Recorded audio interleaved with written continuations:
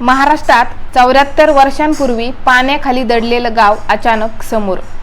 सातारा जिल्ह्यात कोयना धरणाच्या शिवसागर जलाशयातील पाणी पातळी खूपच कमी झाल्याने 1952 पूर्वीच्या काळातील बामनोली गावाचं अवशेष पुन्हा एकदा दिसायला लागले आहेत। या घटनेमुळे ऐतिहासिक आणि भावनिक जागृती निर्माण झाली असून पर्यटकांसह पुनर्वसित गावातील मूळ रहिवाशांची या ठिकाणी मोठी गर्दी झाली आहे।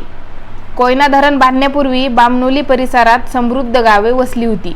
वीज निर्मितीसाठी उभारलेल्या या प्रकल्पामुळे कोयना खोऱ्यातील अनेक गावं पाण्याखाली गेली। बामनोलीसह इतर गावांचे पुनर्वसन करण्यात आलं, तरीही पाणी ओसरल्यावर मातीची ओढ रहिवाशांना आपल्या मूळ भूमीकडे खेचून आणतेच। सध्या घरांचे पाये, भिंती, मंदिरांचे भग्नावशेष स्पष्ट दिसत असल्याने अनेक ज्येष्ठ नागरिकांच्या डोळ्यात अश्रू उभे राहत आहेत। हे ठिकाण केवळ दर्शनाचं नाही तर इतिहास जागृत करणारं केंद्र बनलं आहे। धरणामुळे सुमारे 101 गावं विस्थापित झाली। हजारो एकर शेती, जंगल पाण्याखाली गेल्यानं स्थानिकांच्या जीवनावर मोठा परिणाम झाला। आता जलाशय तळ गाठल्याने जुनी घरं, मंदिरे, वास्तूंचे अवशेष उघडे पडले आहेत। पुनर्वसित गावातील लोक आपल्या पूर्वजांच्या भूमीला भेट देत आहेत। एकीकडे आठवणी जाग्या होत असताना दुसरीकडे दैनंदिन जीवन पूर्णपणे विस्कळीत झालं आहे। शिवसागर जलाशयाने तळ गाठल्याने परिसरातील 105 गावांना जोडणारी जलवाहतूक व्यवस्था पूर्णतः ठप्प झाली आहे।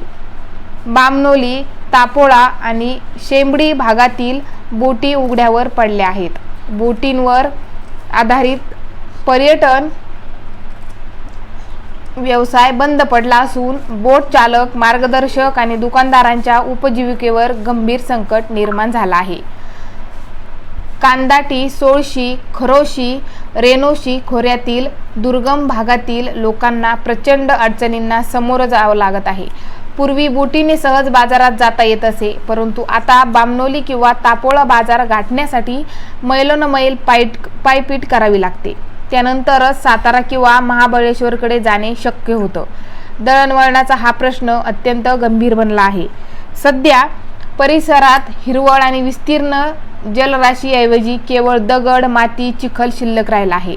एप्रिल-मे महिन्यात ही स्थिती नेहमीच दिसते, परंतु यंदा अवशेष अधिक स्पष्ट दिसत असल्याने पर्यटक आणि जुन्या रहिवाशांची संख्या वाढली आहे। कोयना धरण हे महाराष्ट्रातील प्रमुख जलविद्युत केंद्र आहे। सध्याच्या माहितीनुसार उपयुक्त पाणीसाठा 11.30 TMC एवढाच राहिला असून एकूण साठा सुमारे 16 TMCच्या आसपास आहे।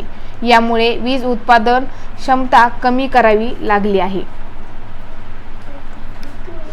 या घटनेकडे केवळ जलटंचाई म्हणून नव्हे तर ऐतिहासिक जागृती आणि पर्यटनाच्या संधी म्हणूनही पाहिलं जाऊ शकतं।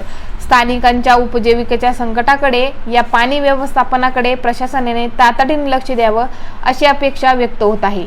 पावसाळा येईपर्यंत योग्य उपाययोजना केल्यास भविष्यात अशा संकटांना सामोरे जावं लागणार नाही। चॅनलवर नवीन असाल तर चॅनलला सबस्क्राईब नक्की करा।